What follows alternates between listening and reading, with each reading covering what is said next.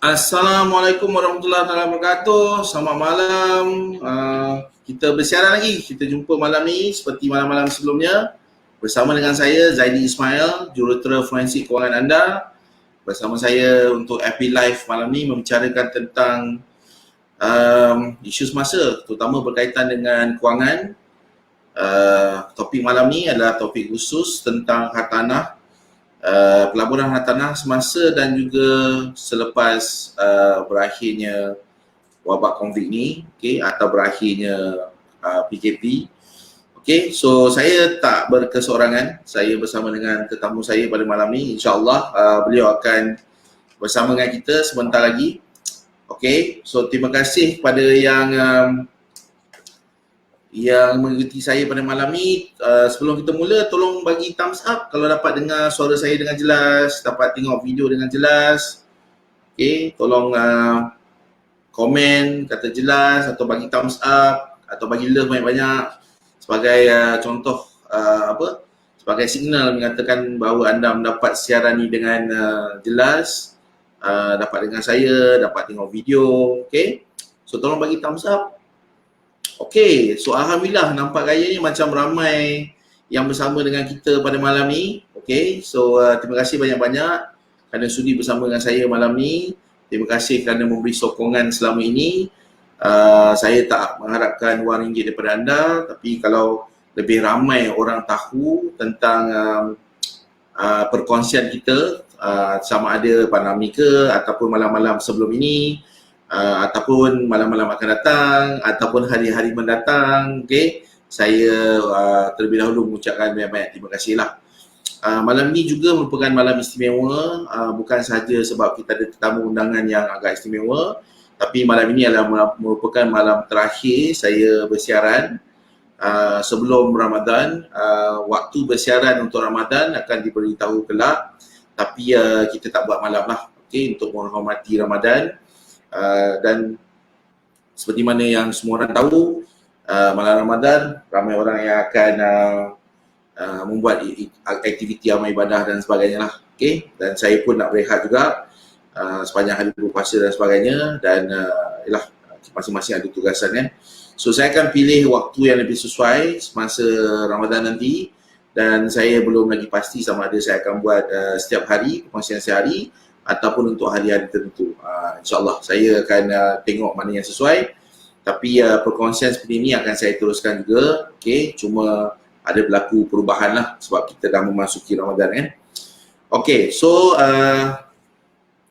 minta tolong juga mana yang dah bersama dengan kita sekarang, minta tolong untuk share, share, tag rakan-rakan, sila tag rakan-rakan lain supaya bersama dengan kita pada malam ni. Tolong share banyak-banyak, dan bagi yang ingin mendapatkan buku forensik kewangan secara bersuma, admin saya akan pilih pada pemenang. Apa yang anda perlu lakukan sangat mudah, share video ni, tag rakan-rakan, screenshot yang anda dah share dan dah tag, kemudian screenshot anda itu diletakkan di ruangan komen, admin saya akan pilih. Buku yang diberikan ini ada sedikit keistimewaan berbandingkan dengan yang jual di kedai ataupun beli secara online dengan saya, kerana ianya akan ditandatangani oleh saya dan juga ada kata-kata hikmah. So dia unik lah dengan kata lain. So boleh buat personal collection dengan kata lain. So bagi mereka yang ingin mendapatkan buku ni secara percuma, hanya perlu share, perlu tag seramai yang boleh, kemudian screenshot dan letakkan di ruangan komen. InsyaAllah admin saya akan pilih pemenang. So lagi ramai yang buat, so lagi ramai pemenang lah dengan kata lain, sebab kita ada ratio kan, sebagai contoh. So cuma je, termasuk dengan kos penghantaran pun kita tanggung. Memang you dapat 100% percuma. Cuma yang apa yang kita minta adalah tag, share, screenshot dan letakkan di ruangan komen. Anda akan dapat buku yang terdapat tanda tangan saya, tarikh dan juga kata-kata hikmah daripada saya. So sementara kita menunggu Tuan Faizul untuk bersama dengan kita, InsyaAllah sebentar lagi beliau akan bersama dengan kita. Saya nak buat roll call sikit.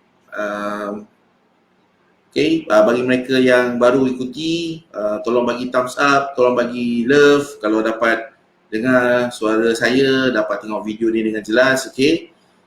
Dan tag dan share banyak-banyak lah, alright. Okay. So, bagi mereka yang ada soalan, okay, untuk menjimatkan masa, sebab malam ni mungkin pack kan, seperti kita tahu malam-malam sebelumnya, waktu kita sangat terhad. So, kadang-kadang saya terpaksa menunggu soalan, terpaksa cicit sikit sementara nak tunggu soalan tu naik. Jadi, bagi mereka yang ada soalan berkaitan dengan hartanah terutama, tolong tulis siap-siap di ruangan komen, okay, ataupun standby soalan tu siap-siap. Mungkin dah type, kan, type, mungkin save, letak dengan dalam teks ke apa ke, copy, okay, tunggu nak paste je. So bila sesi soal jawab bermula, terus paste, terus send. So tak ada buang masa nak menaik-naik dan sebagainya, okay. Sebab masa kita agak terhad, takut-takut nanti soalan anda tercicir, okay. Dan saya pun tak pasti berapa banyak soalan yang dapat kita jawab pada malam ni, okay. Dan kita kena tengok apa availability Tuan Faizul lah nanti, insyaAllah. Kalau dia ada banyak masa, insyaAllah dia akan jawab lebih banyak soalan lah.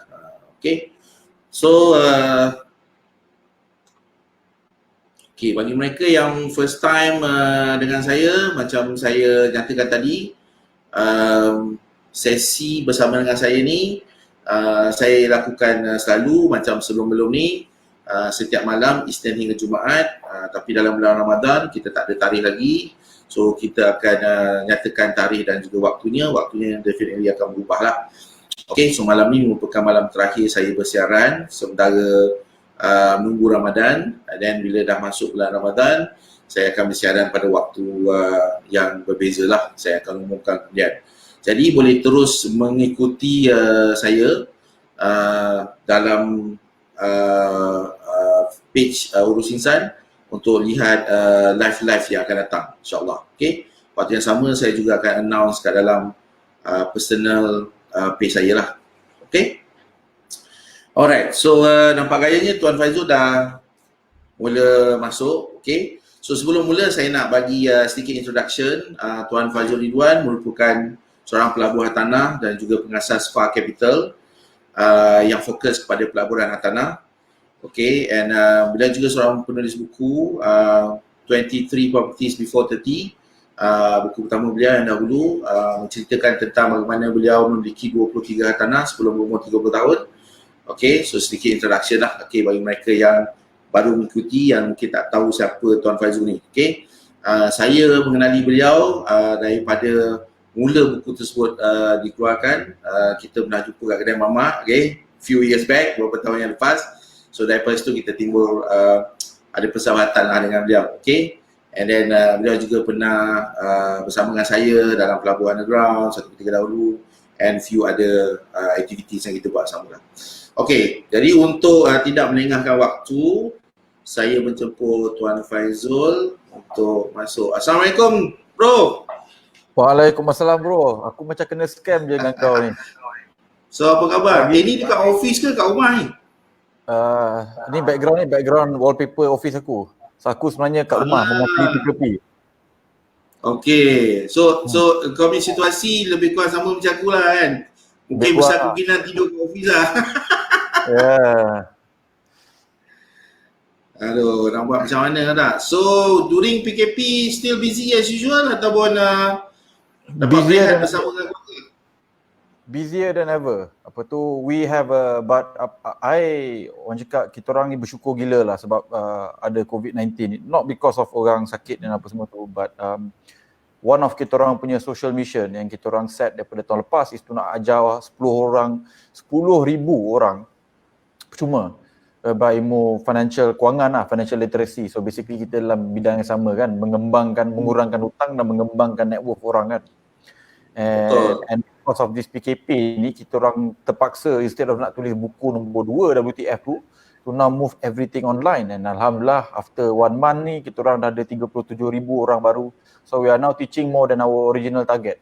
So Alhamdulillah, rezeki lah, rezeki PKP. Yalah, sebab dalam tempoh-tempoh masa ni kita tak fikir macam, tak tahulah orang lain kan, tapi kita tahu kita Kita tak adalah fikirkan tentang keuntungan whatever. So this is Yeah. the time to give lah dengan train, masa untuk kita bagi supaya kita bukannya apa, kita nak anak bangsa kita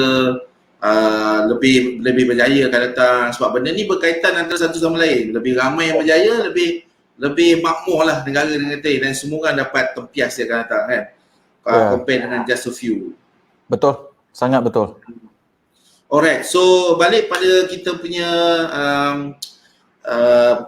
bual bicara pada malam ni, tajuk pelaburan hartanah as usual, you punya expertise. Okay, so pelaburan hartanah semasa dengan selepas isu COVID ni. So what's your thought? So semasa sekarang, what is the best thing orang boleh buat, dengan kata lain, persediaan ke apa ke untuk hartanah yang mungkin the few things yang you kena tengok sekarang, and maybe afterwards, and what might happen lah. So based on you punya research and so on, maybe you boleh share dengan kita orang. Boleh? So I think maybe I can go to orang cakap terus to the presentation punya slide, sebab I dah prepare couple of presentation slide untuk malam ni, just to share konteks daripada mula and macam mana I punya ramalan benda ni akan berakhir 2-3 tahun lagi. So I think it's very important to understand apa yang dah berlaku 2-3 bulan lepas sampai jumpa PM, lepas tu sampai apa punya ramalan next 3 hingga 6 bulan, dan apa yang bakal berlaku lagi 2-3 tahun. So I think I can share my screen kan kat sini kan? Boleh. Alright. So I apologize, slide saya dalam bahasa Inggeris, tapi saya akan berkongsi ilmu ni malam ni dalam bahasa Melayu lah.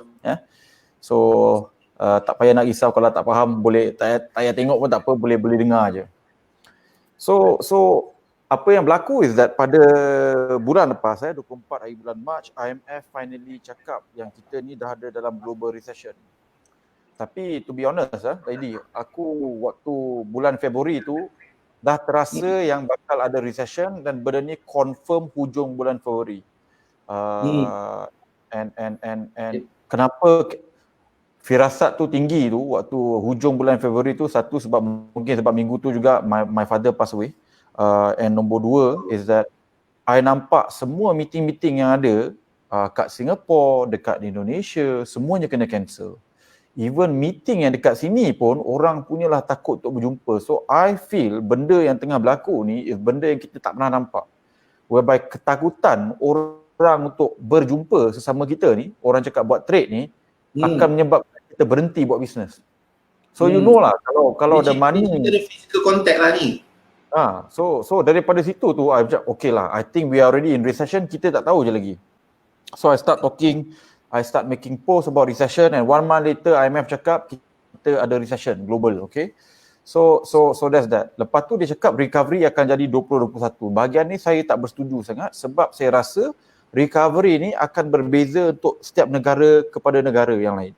So I bagi contoh, negara yang bersedia menghadapi krisis COVID-19 ni, dia akan recover lagi laju. So contoh macam Malaysia, Singapore, Hong Kong, Taiwan, inilah negara-negara yang bersedia, yang orang cakap ambil pandemik ni seriously. Tapi ada negara-negara yang macam tak peduli sangat, nothing lah, it's just a flu, macam US, UK, France hari ni, diorang ni teruk gila. And for me, diorang punya orang cakap kesan kepada ekonomi diorang ni akan jadi lebih besar berbanding dengan apa yang kena kat Malaysia. So pada pendapat saya, bukan semua negara akan recover tahun ni, tak semua negara akan juga recover sebelum hujung tahun depan.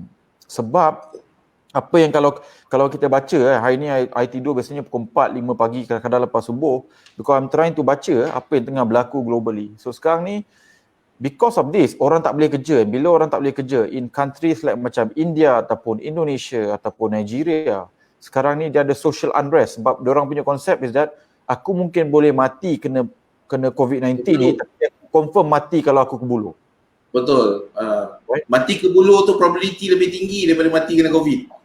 So dia bukannya tak pandang benda ni serius, tapi dia tak ada pilihan tu. So bila baca ni macam sedih gila. So kita tak tahu tau. So kat Malaysia ni, terus terang cakap lah kepada mereka yang rasa kita ni macam tak berapa bagus kan, you guys kena baca betul-betul apa yang tengah berlaku globally. Sebab serius, the way kita manage pandemic ni is actually very very good. Sebab kita quite decisive bila kita start MCO.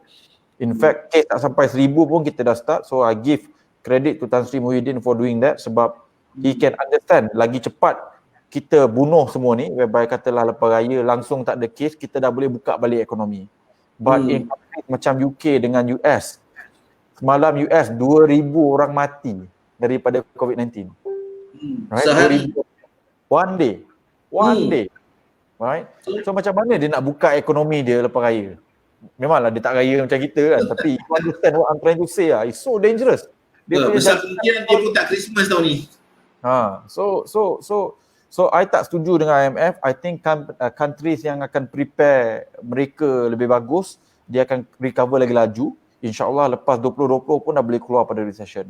So in fact, I think view ni sekarang ni World Bank pun support, IMF pun support. IMF fikir kita akan grow ekonomi tahun depan by 5.8%. World Bank cakap kita akan grow by 9%. So benda-benda ni quite positif lah, sebab ini agensi luar yang tak boleh dibayar cakap benda ni pasal kita.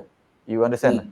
Kan? Kalau macam dia bukan masuk bakul angkat sendiri lah. Betul. Kalau utusan Malaysia yang cakap ataupun Astro yang cakap, mungkin dia kena pulas tangan dia kat belakang kan untuk cakap benda-benda indah ni kan. Tapi bila IMF, JP Morgan, World Bank, WHO yang cakap benda-benda macam ni, so for me benda ni sangat-sangat positif lah.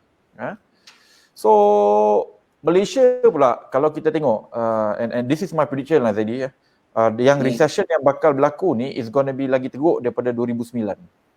And I akan cakap kenapa. Sebab 2009 kita punya SRR, SRR kita at 1%, hari ni at 2% ya. So kita ada ruang untuk kejatuhan lagi. OPR kita dulu is 2%, hari ni 2.5. Kita punya stimulus waktu tahun 2009 adalah 30 bilion hingga 60 bilion, tapi hari ni 250 bilion. And kita dah melabur lama kan Zaidi kan. Kita tak pernah nampak loan moratorium ni dibuat in the last 20 tahun. Not on my lifetime. 97, 98 pun tak ada tau. Kan? Tapi this time ada. So this is how serious this is. And again, kita ni sebenarnya sangat bertuah sebab you see, I think kita punya bank negara is really one of the best central bank in the world. And I think bila habis je krisis COVID-19 ni, cara bank negara manage ekonomi kita ni dengan MOF akan dijadikan case study in banyak universiti. Sebab kita punya stimulus baru 250 bilion ringgit tau. US punya stimulus adalah 8 trilion ringgit. Okay? 8 trilion ringgit. 40 kali ganda lagi besar. Ya, untuk country tak cukup bro. Ya. Dia punya stimulus untuk SME dia yang 1 trilion ni 2 minggu dah habis. Itu pun tak dapat. Kita tak habis lagi pakai ni. Right? So this is how serious benda ni ya. So therefore kita already in recession and bila recession akan ada banyak benda yang tak bagus bakal berlaku lah. Orang akan hilang kerja, rumah mungkin kena lelong, orang yang tak buat persediaan kewangan tu memang akan sangkut, memang akan koyak teruk lah. Ya. So sekarang ni bank negara bagi kita masa 6 bulan dengan moratorium loan ni daripada bulan April sampai bulan September. Nasihat saya kepada mereka yang ada kat luar tu, siapa-siapa yang tengah tengok webinar ni, ambil je loan moratorium tu, jangan pandai-pandai pergi bayar pula dekat bank walaupun you tak perlukan hari ni, sebab you have no idea berapa cash yang you perlukan dalam masa 18 bulan daripada sekarang. So to me it's better to ada daripada tak ada. Bayar interest sikit pun tak berbanding dengan tak ada cash, berlumpur nak cari nasi untuk anak. Right? So to me is a no question punya tu. So kita punya ramalan is that lockdown ni most likely kita akan ada sampai kita dah sampai kes COVID-19 baru kita kosong. Kes COVID-19 kita kosong, baru dia akan buka balik. And ramalan saya adalah lepas raya. Now kenapa lepas raya? Sebab kalau dia buka bagi semua orang balik kampung waktu raya, so bayangkan kalau kita ni silent carrier of COVID-19, kita bawa virus ni pergi jumpa orang tua kita. And you know COVID-19 ni kalau kena dengan orang tua lebih pada 50, dia punya kadar mortality ataupun kematian tu sebenarnya sangat-sangat tinggi. Ya, kalau banding orang muda. So for me tak masuk akal untuk kita balik kampung lepas tu kita lancarkan 2,000, 4,000 kluster jangkitan baru. Time tu memang kita kena lumpuhkan ekonomi terus sampai bulan 12. So sebab tu ramalan saya adalah besar kemungkinan PKP ni akan continue sampai raya. And kita kalau boleh jangan komplain, kita kena bersyukur sebab kalau kita punya infection kosong waktu raya, lepas raya confirm dah boleh buka balik, ekonomi dah boleh kerja macam biasa. Tapi kita akan ada new normal. Nak buat seminar tanah, live memang tak ada lah. Ya. Di masjid belum tentu dia bagi, melainkan you tak ada dapatkan saf you 1 meter lah. Kan? So itu besar dewan tu bro. Kau nak buat macam tu. Itulah pasal. So we have to accept the fact that benda ni akan jadi new normal ya. And kita tak patut komplain lah sebab ni masalah kesihatan ya. Kita pun tahu kan dalam Islam kalau benda tu mudarat kita jangan buat. Right? So that's why sekarang ni hari ni kalau solat Jumaat, solat tarawih besar kemungkinan kita buat kat rumah aje. Ya. So because of that kita nampak unemployment akan naik terutamanya dalam private sector. Ada company yang tak tahan, dia tak jaga cash flow, tak boleh nak kekang dan apa semua tu memang akan kena bungkus. Orang cakap yang mana yang lembik akan bakal terbunuh and then akan ada banyak bisnes baru yang akan buka untuk gantikan mereka ni. Okay. Lepas tu yang positif pula yang akan datang kepada benda ni adalah OPR kita punya base rate untuk interest rate kita hari ni kalau kita apply housing loan ni sebab 3.8%. Ya. OPR kita hari ni 2.5, kita punya effective interest rate adalah 3.8%. So besar kemungkinan benda ni akan jatuh lagi by 50 basis point ke 75 basis point tahun ni. Ya. So ini berdasarkan ramalan banyak gila analis and saya bersetuju sebab kita nak kena kurangkan interest rate untuk naikkan domestik punya ekonomi. Betul ya, sebab bila loan murah orang akan ambil loan, orang akan berbelanja. Ekonomi kita akan mati bila kita semua berhenti belanja. So nasihat saya lepas habis PKP ni kalau boleh kita belanja domestik, jangan keluar negara. Kalau nak melancong kat dalam negara je. Kita bantu kampung-kampung kecil ni. Support produk tempatan lah. Betul, kita support community kita. That's the only way kita akan keluar pada recession ni laju. Ya. So kita kena fikir daripada segi negarawan punya orang cakap konsep lah, bukan untuk kita saja. Yang mana yang mampu tu tolong berbelanja dalam negara. Okay. So because of that nanti kita akan jumpa Zaidi ada kemungkinan property loan kita 3% je. LPPSA pun 4% kan. So kita punya loan ni mungkin 3.2, 3.3 ataupun even worst case scenario boleh jadi even 3.0 ataupun 2.75. Okay. And benda ni akan jadi again new normal. Okay. So nombor 3 adalah kita punya ramalan sebabkan PKP ni, sebabkan COVID-19 ni, interest ataupun demand kepada property ni akan jatuh teruk whereby kita akan nampak property transaction kita besar kemungkinan akan jatuh kepada kadar terendah in the last 20 tahun. Semenjak tahun 2000, ia akan jadi kadar terendah. Sebab bayangkan, transaksi hartanah kita tahun lepas dah 200,000 pembelian hartanah ya. Tiap-tiap tahun purata 180, 190, 200,000 ya. Waktu property buran itu 220,000, 240,000 setahun. Hari ini lebih kurang 193,000 untuk tahun lepas. So kali ini dia akan jatuh besar kemungkinan slightly above 100,000 je sebab kita sangkut kat rumah, nak keluar rumah pun tak boleh, property viewing pun tak boleh buat, macam mana nak beli rumah baik? Betul. And bila orang tengah gawat ni whereby kita pun tak tahu kita ada kerja ke tak bulan depan ataupun 2 minggu lagi ataupun 3 bulan lagi, orang pun mungkin takkan buat komitmen untuk beli rumah. So benda ni is orang cakap inevitable punya outcome, tetapi ini juga maksudnya akan ada peluang besar lah sebab bila supply dengan demand punya rule kan, whereby demand rendah, supply banyak, apa akan jadi pada harga? Harga akan jatuh. Alright. There will be pressure on the price lah. Betul. So mereka yang dalam proses membeli cash ada banyak, memang seronok lah. You will buy at the 5 year ataupun 10 year punya low lah senang cerita untuk kawasan tu. Right? So Malaysia already dah ada recession tapi firasat saya kita akan jadi one of the first country yang akan keluar daripada recession ni ya. Kalau kita boleh simpan kita punya unemployment tu pada kadar bawah pada 5%. And macam saya cakap kita kena support each other. Sebab tu you buat kelas ni for free Zaidi, I pun buat my group for free. Like I said, this is actually part of us supporting each other, preparing semua orang. Ya, so kalau kena buang kerja kita dah ada backup, boleh lancarkan small business ni, bolehlah dapat income 2-3 ribu sebulan, tak adalah kita panik, betul tak? Right? Like I said, waktu ni kita orang cakap instead of hentam because of political difference ke apa ke semua tu, we should just be kinder, nicer to each other. Tolak tepi dulu semua tu. Tolak tepi dulu. Siapa nak main politik ni kita patut baling telur kat dia kalau dia sibuk-sibuk nak main politik hari ni So hari ni really we should look after each other. Sebab tu even kalau PKP ni is lifted, kita boleh travel pergi overseas, kalau boleh tolonglah travel domestic, support kampung-kampung kecil, homestay dan apa semua tu, support local economy. Now, and nombor 5, macam biasa setiap kali bila kita ada krisis ekonomi yang besar, biasanya lepas tu kita akan ada property buran dengan economic buran kalau kita jaga ekonomi kita elok-elok waktu ni, kita persediakan semua orang waktu ini, right?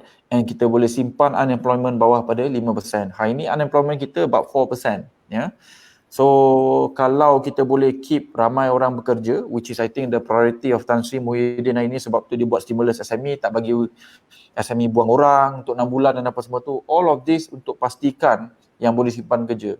So kalau kita tengok kan, Tan Sri Muhyiddin cakap, you boleh negotiate gaji dengan pekerja you, sebab dia pun faham, kalau kena bayar gaji 100% tapi productivity 20%, company tu tak boleh survive lebih pada 3 bulan. So kalau bos tiba-tiba suruh buat deferment ataupun potongan gaji 50% waktu PKP ni, my advice, tolong empathize, sebab yang paling penting adalah kalau business tu boleh survive, we are all going to be okay 6 bulan daripada sekarang. Tapi kalau business tu tak survive, kita kena buang kerja, kebaran kalian untuk dapat kerja baru in the next 6 bulan hingga setahun ni is going to be sangat-sangat rendah, tuan-tuan dan puan. So therefore, sekarang ni basically mode survival lah. So jangan berkira sangat. Betul. Kan? So kalau masing-masing semua berkira, and then kalau you punya employer pun start berkira, then semua dia akan jadi domino effect. So betul. Kalau kata ni saya je, orang lain tak ada apa hal pun, tak ada. Kalau you kena, besarnya orang lain pun akan kena. So have to be mindful lah dengan benda macam ni. So like I said lah, kita akan keluar pada recession ni antara negara paling awal kat dunia kalau kita ni support each other, kita faham memahami dan kita bantu-membantu lah cakap, kita be mindful sikit. So even JP Morgan pun cakap kita punya strategi 5, 6 ASEAN, even Singapore ataupun European peers. So benda ni bagi saya sangat-sangat positif lah. Okay. So macam yang dah cakap tadi tu, setiap kali ada krisis ekonomi juga akan ada krisis of orang cakap opportunity of a lifetime. Zaidi umur berapa dah Zaidi? 46 bro. So ni adalah krisis terakhir untuk kita. Aku dah 39, kau dah 46. Our next crisis, most likely aku dah 50, kau pun dah 55 macam tu. So waktu tu kalau nak bukan besar kemungkinan bayar. So yang next crisis ni aku rasa kita dah terlampau tua untuk berisiko to go all out lah, senang cerita. So for me, plan aku untuk 2020 ni is that aku akan go all out, sebab the last crisis 2008-2009 aku tak tahu apa-apa, aku beli banyak property waktu tu. Sebelum 2010 aku dah beli sampai 20. So bayangkan semua property yang aku beli tu naik harga 100,000 hingga 400,000 extra. Dia punya capital gain tu. So dah ada 20 biji, aku jadi jutawan segera lah. Dapatlah buat 5 juta, 4 hingga 5 juta daripada krisis yang 2008-2009. So siapa yang bersedia akan buat duit 7 angka daripada krisis ni. Siapa yang tak bersedia, I hope you are gonna be okay kalau tak kaya. Tak ada kena buang kerja ke apa. At least you're okay lah. Jangan jadi lagi teruk pula. But apa yang tak prepare, you akan lose your wealth. So hari ni macam for example, I dah cakap dah daripada bulan lepas, naikkan saving. Ada orang sibuk-sibuk tanya, bro, kalau aku kerja oil and gas, kalau risiko tinggi nak kena buang kerja, takkan nak kena refinance property ataupun nak beli property lagi. Now, minggu ni kita dapat tahu ada 2 bank besar yang cakap kita nak finance oil and gas punya employee up to 50% je daripada DSR yang patutnya dia dapat. So ni minggu ni. Sebab oil WTI pun dah cecah negatif 37 US dollar bro. Sebab tu lah. So bila bank ni is that bila time tak hujan, dia asyik merayu kita, ambil lah payung aku. Waktu hujan, waktu kita perlukan payung tu, bila kita minta payung tak dapat bye. Betul. Okay, itu cara bank. Right, ini memang cara bank. Aku banker 4 tahun, kau pun dah faham dulu, dah pernah buat bisnes, and you know lah, bila kau perlukan bantuan bank, time kau paling perlukan tu kau minta, memang takkan dapat. Betul. So sebab tu I cakap buat persediaan, raise as much cash as possible hari ni. Sebab if you ada cash, even you tak melabur, you tidur malam lena. Sebab you tahu kalau kena buang kerja, tak ada kerja 6 bulan pun family semua okey. Ya. Now, the next 2 hingga 3 bulan to me is gonna be tough, ya. Sebab macam cakap, market akan bottom, KLCI, banyak stock market akan crash, unemployment akan naik, ya. So therefore akan ada food shortage possibly apa semua tu, basically chaos lah quarter 2 ni, ya, 2020 ni. And opportunity tu ataupun market bottom tu for me is quarter 3, quarter 4 tahun ni. Okay. So strategi saya untuk tahun ni adalah semua cash yang ada, I akan beli stock ataupun equities, I nak buat 2-300% in the next 2-3 tahun. Dan property pula, I akan beli seberapa banyak yang boleh, tapi I tak nak guna cash. I nak loan 100% asalkan sewa boleh cover. So, dengar Mas Haji. Strategi pertama, naikkan cash sebanyak yang boleh. Rumah ada refinance, boleh buat apa benda semua tu, you ambil sebanyak yang boleh cash hari ni. Cash is king hari ni. Ya? Dan nombor 2 is that, kalau yang mana yang ada ilmu sikit, you boleh tengok dekat stock market sebab it's not difficult waktu krisis 2008-2009 to buat 100% return setahun. Kalau you beli stok yang betul, company fundamental yang betul. Okay. Property hari ni diskaun 20-30% bersepah. So therefore, you tak perlu pakai duit pun untuk beli property. Asalkan you nak ambil property tu pada orang lain bayar 1% pun ada owner nak ambil subsidi lain ni. Betul tak Zedi? Betul. Ya, so ramai orang tengah terdesak. So therefore, mereka yang ada cash boleh ambil peluang ni untuk beli. Okay. Sebab macam saya cakap, the last crisis, dia jatuhkan interest rate, dia buat banyak infrastructure project, banyak orang okey, ada employment apa semua tu, 2-3 tahun later, ekonomi mencanak naik, GDP growth bagus, kita ada kenaikan saham, kita ada kenaikan ekonomi, and of course that result into a kenaikan of property juga. Okay. And bila naik tu bukan naik sikit-sikit lah, bukan naik kaleng-kaleng lah. So, 200,000 tu senang cerita macam ni lah. You beli satu property waktu 2009 tu, kalau you buat 200,000 tu, ada orang boleh tanya kau macam ni. 200,000 je bro. Ingat lah tadi zaman-zaman tu. Ya, 200,000 kira sikit lah. Sebab property yang sama hari ni bila tengok balik, betul 200,000 sekarang dah dekat 400 lebih lah. Sebab dia bandingkan dengan sekarang kan dulu kan. So ini personal strategi saya, and sekarang ni kita dah ada lebih kurang 1,000 klien kat Faham Capital klien. Ini memang strategi kita orang semua. So sekarang ni I tengah sibuk dalam proses quarter ni is naikkan cash. Macam minggu lepas ada klien yang datang and cash dia 5,000, kita nak naikkan cash dia pergi 300,000 in the next 2-3 bulan, right? And kita adalah cara kita nak buat. Zaidi pun mesti ada punya cara kan. So you know lah, kalau you faham financial engineering, benda ni tak susah untuk buat. So, ni kenapa kita orang tengah sibuk nak raise cash. Kalau you tengok 2009, 2008, 2010 tu, you tengok stock market naik lebih pada 30% dalam masa setahun. And lepas tu pula, in the next 5 hingga 6 tahun, property naik more than 100%. Ya. Itu biasanya apa yang berlaku lepas krisis ekonomi. So macam saya cakap, krisis ekonomi ni scary. Tapi kalau kita dah tahu krisis tu ada, kau takut pun, kau tak takut pun, dia akan datang juga. So baik prepare je. So prepare, siap-siap. You dah tahu dah krisis ni akan ada. Macam mana pun dia akan datang. You takut, you tak bersedia kan. Kau baca doa banyak mana pun dia datang juga. So baik buat persediaan. So bila dah confirm kerja tak kena buang, okay kan, company akan survive apa semua tu, you boleh mula tengok untuk melabur. Macam saya cakap tadi, cash pakai untuk stok, property kalau boleh beli tanpa modal je. Seberapa banyak yang boleh. Sebab if property buran in the next 5 tahun jadi and property tu naik 50%, benda 300,000 hari ni boleh naik pergi 450, 500,000. Benda 500,000 naik pergi 700,000. So a few of that, you akan jadi millionaire lah senang cerita. So macam saya ganggu sikit, beli sampai 20, satu biji naik 200, 250, 300,000. So memang quite easy lah tu sampai 4 hingga 5 juta. Setiap krisis akan ada buka peluang besar untuk orang yang ada ilmu dan juga bersedia. Okay. So, ini specialty kita orang. So, I think Zaidi pun tahu kot. I sekarang ni dah beli sampai 60 biji rumah. 9 daripada lelong. hampir 10 pada subsale, balance tu saya beli banyak property baru. So kalau you tanya dengan I, specialty I, kalau cerita pasal property subsale, kalau compare dengan Zaidi, kalah kot. Sebab I think Zaidi lagi power tekan harga kalau subsale. Tapi bahagian primary market, I think I have a little bit of advantage lah Zaidi ya.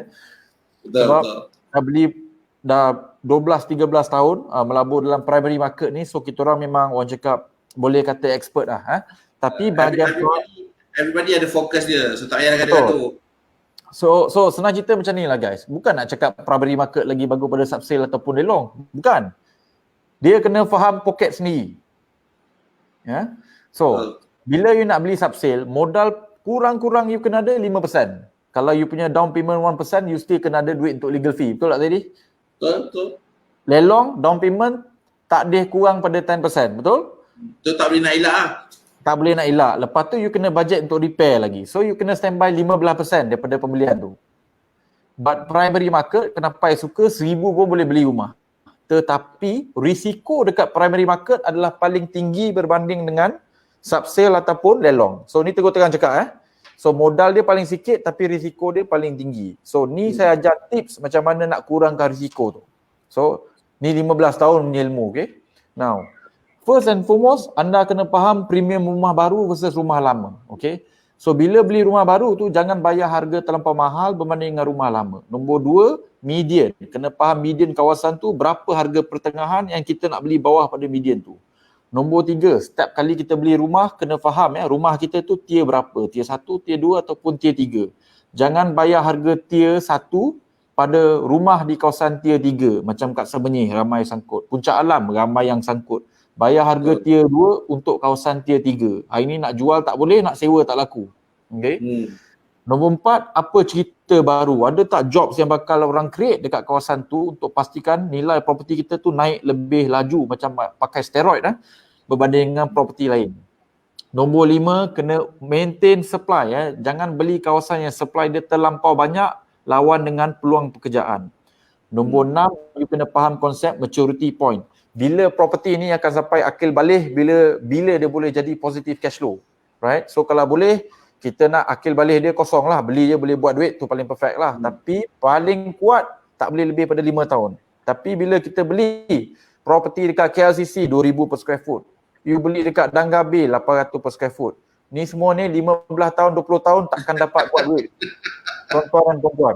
Ini property yang akil balik dia, Masya Allah, 20 tahun. Okay. Kalau nasib baik. Okay. And then last sekali MRO ataupun property yang you beli ni kena ada multiple rental option.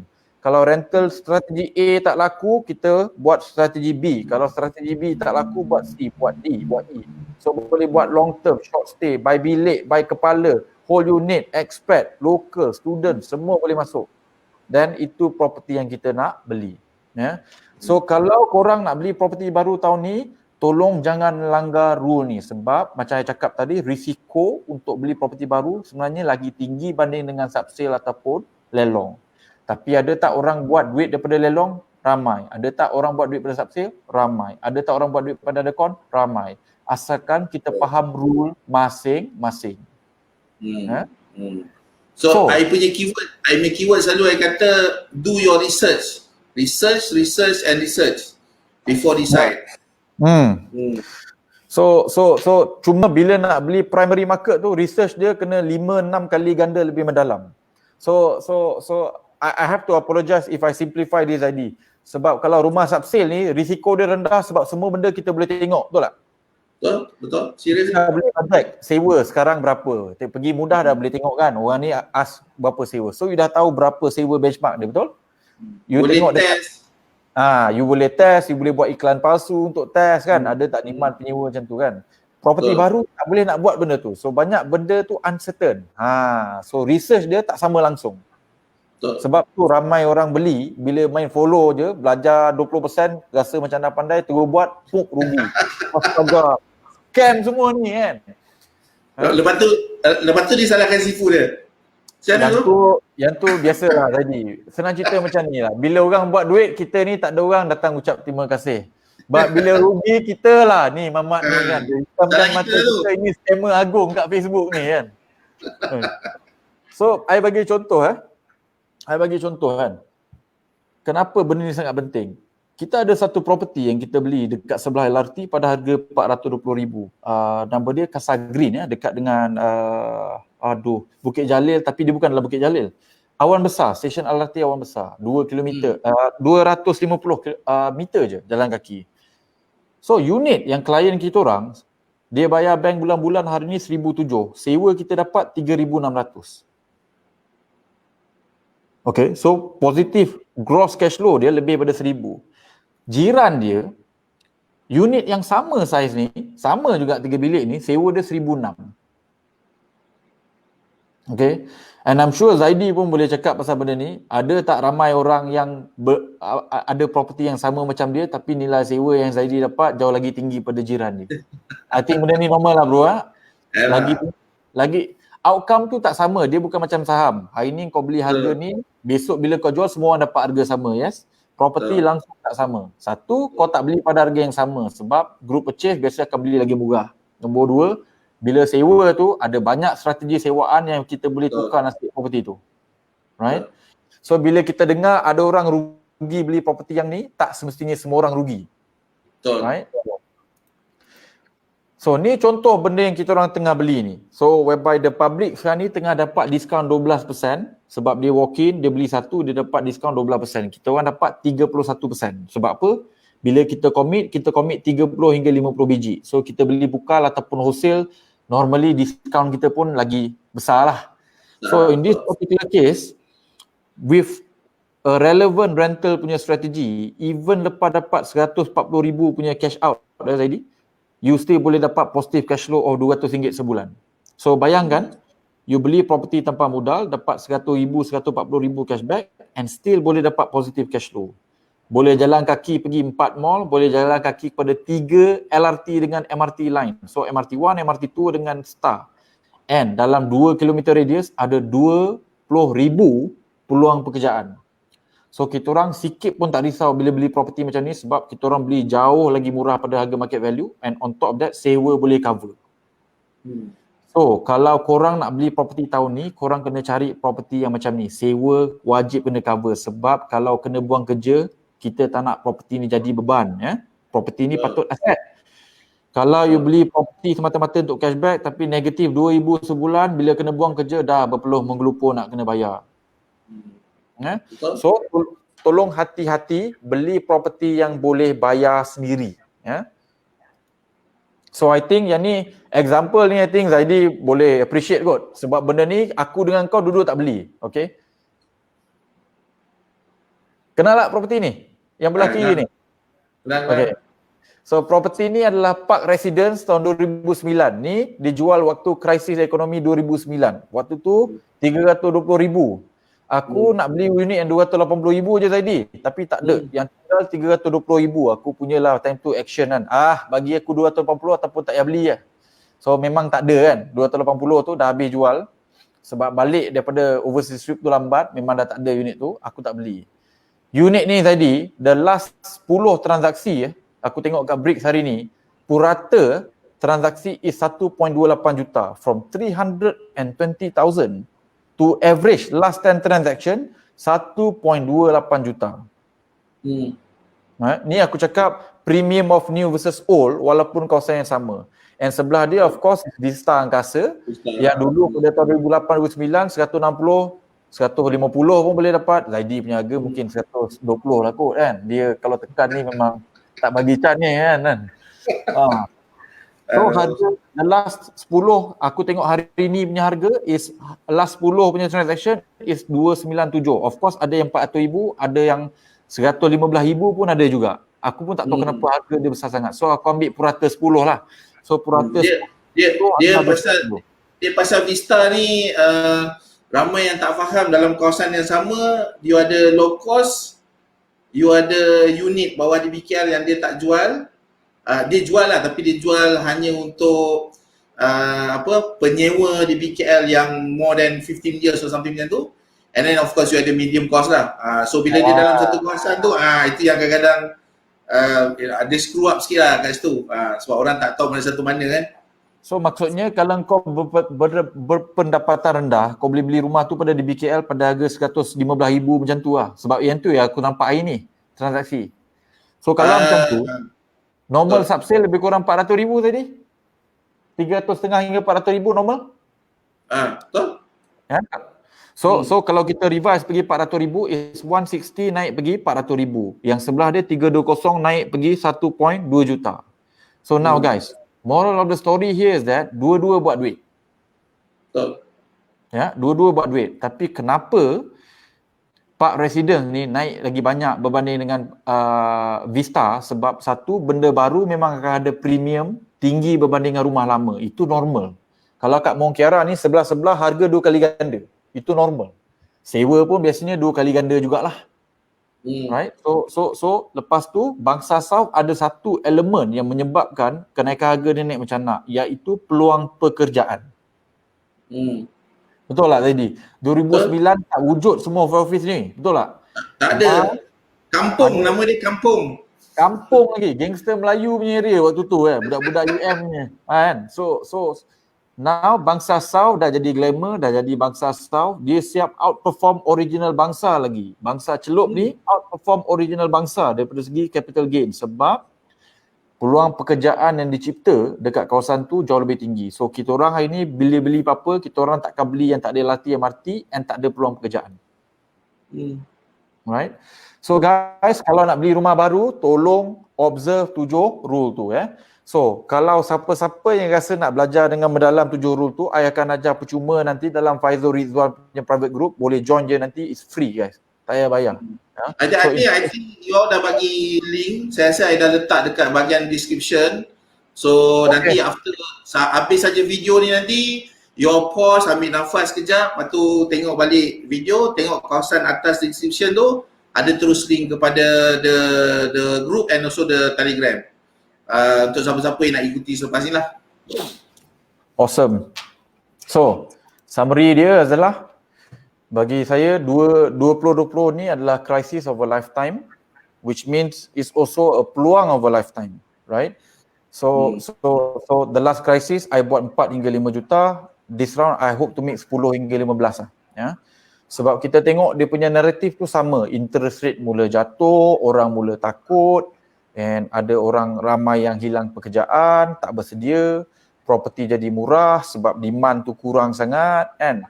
And akan ada banyak deal macam ni lah, 20%, 30%, 40% pun ada ya. So ini saya dah umur 39 tahun ni, so ini akan jadi krisis mungkin terakhir kot untuk saya sebelum umur 50. Lepas umur 50 tak nak hutang dah. So kita tak nak lah beli gasak-gasak banyak-banyak ni. So time tu kita orang cakap nak hidup dengan aman tanpa hutang lah umur 50 ni ya. I nak jadi macam lain. Tapi tahun ni I akan buat hutang sebanyak yang boleh. Kalau boleh buat hutang 10 juta hutang saya nak buat ya. Sebab I know a crisis is there, therefore peluang pun akan jadi banyak and I tak nak miss this opportunity lah ya. So siapa yang unprepared, you akan rugi. Siapa yang prepared, you boleh jadi millionaire in the next 5 tahun. Okay, so krisis ni ramai orang tunggu 10-15 tahun. Siapa yang dah tahu hari ni tak buat apa-apa, sedih lah. Sebab we have told you, kita dah share, penat-penat buat sharing ni, and katalah korang dah dengar, dah tengok data, dah tengok fakta and still tak buat apa-apa, yang tu terpulang kot. Orang 9 kata tak dapat lah dia nak nolong kan. Dia bak kata orang putih apa tu, you can bring the horse to the water tapi kau tak boleh paksa kuda tu untuk minum air tu. Betul. Okay. So air ni dah letak depan ni. Okay. So cuma one word of caution, terutama yang tengok menonton pada malam ni ialah jangan do it blindly. You have to do preparation. Buat persediaan secukupnya. Yes. Okay. So, kita cuma boleh bagi dia konsep, kita boleh bagi the vision and so on, tapi ini semua tertakluk pada individual masing-masing. Okay, so jangan tengok orang sebelah, tengok diri sendiri, tengok kekuatan diri sendiri, do the preparedness, you all still ada masa. Okay, ini cerita dia bukannya nak lepas saja kita buat video ni, pagi besok terus nak pergi cari rumah beli. Don't do that, that's very dangerous, itu bahaya. Okay, So ambil masa, okay, prepare. Ini masa untuk anda untuk belajar. Faizul sangat awesome. Okay, dia share percuma pula tu. So ambil peluang tu, you can ikut dia dekat Telegram nanti, ikut dekat group. So learn as much as possible. Bagi mereka yang pula nak fikir nak structurekan kewangan ke apa ke, tak apa, you can follow me. Saya tunjuk macam mana nak structure. So this is the time untuk you buat networking. Okay, tengok mana-mana. Saya tak suka panggil sifu lah, tapi itu terma yang orang pakai kan. So tengok sifu-sifu mana yang okay ni, yang bukan scammer, yang whatever not. Okay, ambil yang baik daripada mereka. Lepas tu tengok diri sendiri. Okay, mana satu yang boleh guna pakai untuk diri sendiri. Kalau yang A ni positif, ambil yang A ni. Yang B positif, ambil yang B ni. Okay, and then you gather your strength untuk diri sendiri. Okay, and then do you punya preparedness and then go to battle. So kita tak nak pergi, orang kata berperang, tapi tak ada apa-apa persiapan kan, pistol tak ada, peluru tak ada, perisai tak ada, you nak terus pergi berperang macam tu, nanti memang mati kata. Okay, so take your time, take your time. So sebelum pergi berperang, there's few battle that you kena go through. Okay, ada beberapa pertempuran kecil you kena hadapi dulu. So that's include you nak restructure kewangan you nak reserve you punya cash, nak pastikan you punya income stable, do whatever is necessary. That's the fundamental. Lepas tu baru pergi go to war lah, baru pergi berperang. Okay? You know what, Zaidi? I think thank you for remind me pasal benda ni, sebab I just reminded. You see, after I punya sharing ni, ramai orang akan jadi hype gila terus nak beli rumah undercon tau. Sebab nampak macam mudah, 1,000 boleh beli rumah, boleh beli sampai 2-3 biji. That is benda yang paling bodoh and paling bahaya you boleh buat. Sebab I dah cakap awal lah, rumah undercon ni risiko dia paling tinggi. Banyak lagi benda yang you nak kena tahu sebelum you patut beli even satu pun. So, now you ada peluang besar, which is waktu PKP ni, tengah tak ada apa nak buat, nak pergi office pun tak boleh. This is the next 2-3 bulan ni, you train your mental punya fitness, persediaan ilmu tu, before you even go. As I mentioned, tahun ni harga rumah akan jatuh. Don't worry. You ada banyak masa. Tapi the next 2-3 bulan ni wajib. Finance kena structure dulu. Whether you beli rumah undercon ataupun beli stok apa semua tu, you tak boleh buat any of those unless you structure your finance dulu. So bagi saya bahagian tu memang penting. You see, even for us dekat yang Far Capital ni, kita orang tak bagi klien beli sampai persediaan kewangan dia dah ada. Kalau kau nak kena tunggu 6 bulan setahun, kau tunggu 6 bulan setahun baru kita orang tunjuk property. So can you imagine, sebab benda ni bahaya tau. Sebab kalau buat salah, you boleh bankrupt. Betul. Kalau buat betul, you boleh jadi jutawan. So ramai orang. Ini cerita dia bukan macam beli kuih RM10, kalau rasa tak sedap dia campak tepi.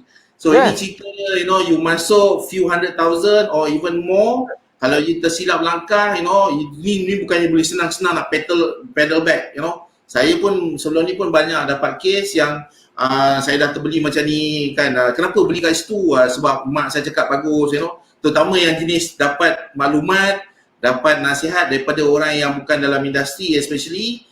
Okay, dia pun pergi lantak beli, tanya jiran lah, tanya kawan satu office lah, all those kind of thing. Bila dia dah sangkut, dia terkangkang lah. So nak memperbetulkan tu, it takes long time, masa yang sangat lama untuk nak kena adjust balik kalau tersilap. Sebab figure tu besar. Ini bukan you tak boleh anggap macam alah salah beli rumah tak apa, nanti kita jual lah. Bro, bukan semua jenis rumah kau boleh petik hari ni terjual. Ada yang bertahun-tahun tak terjual-jual kan. Harga dah nak masuk macam paras lantai lah, still tak boleh nak jual. So be careful, kena hati-hati, buat persediaan yang sebaiknya before go to the battle. Okay,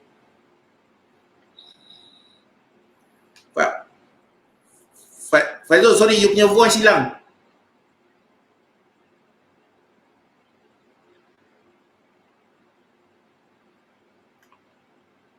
You unmute. You tekan mute. Okay, boleh. Alright. Okay, tadi terkena tangan ke apa ke? Tak, bateri untuk yang voice ni dah habis. Oh, ya ke? Okay. So macam yang Zaidi cakap tu, please guys, benda ni bukan benda main-main. right? So on top of persediaan duit, you also kena ada persediaan minda. I tak beli rumah undercon, okay, untuk first 3-4 tahun pertama saya melabur. Sebab tak ada ilmu tu. But once dah ada ilmu, bila you buat, benda tu senang lah, become predictable.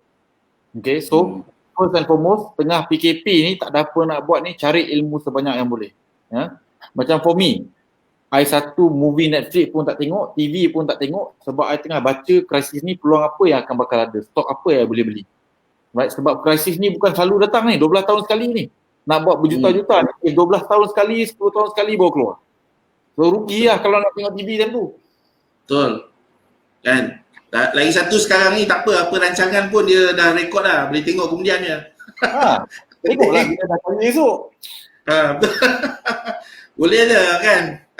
I punya cerita Korea tahun 2015 yang tak tengok tu ada je kan. Besok-besok free tengok lah. So krisis ni sekali 12 tahun, cerita Korea tu, cerita TV tu anytime you boleh tengok. Right, so for me, itulah I tengah buat persediaan gila-gila punya, tengah raise cash up to 1 million.